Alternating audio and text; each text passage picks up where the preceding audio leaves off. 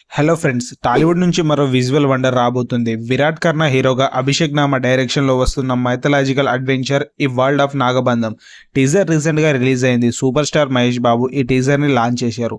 అసలు టీజర్ ఎలా ఉంది, ఆ రహస్యం ఏంటి అనేది ఈ వీడియోలో చూద్దాం.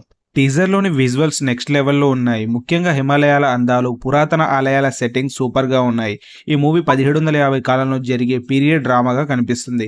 మెయిన్గా టీజర్లో డైలాగ్స్ లేకపోయినా బ్యాక్గ్రౌండ్ మ్యూజిక్ మాత్రం గూస్ బంప్స్ తెప్పిస్తుంది. అలాగే హీరో విరాట్ కర్ణ శివుడి అవతారంలో కనిపించిన సీన్స్ టీజర్కి హైలైట్స్గా నిలిచింది. ఇక మెయిన్ స్టోరీ విషయానికి వస్తే, హిమాలయాల్లో దశాబ్దాలుగా దాగి ఉన్న అనంత పద్మనాభ స్వామి వారి అపారమైన నిధి చుట్టూ ఈ మూవీ తిరుగుతుందని అర్థమవుతుంది. ఆ నిధిని దక్కించుకోవాలని చూసే దుష్టశక్తుల నుంచి ఒక యోధుడు ధర్మాన్ని ఎలా కాపాడాడు అనేదే ఈ మూవీ స్టోరీ. ఈ మూవీలో విరాట్ కర్ణ అలాగే నభా నటేష్ పార్వతి పాత్రలో నటిస్తున్నారు.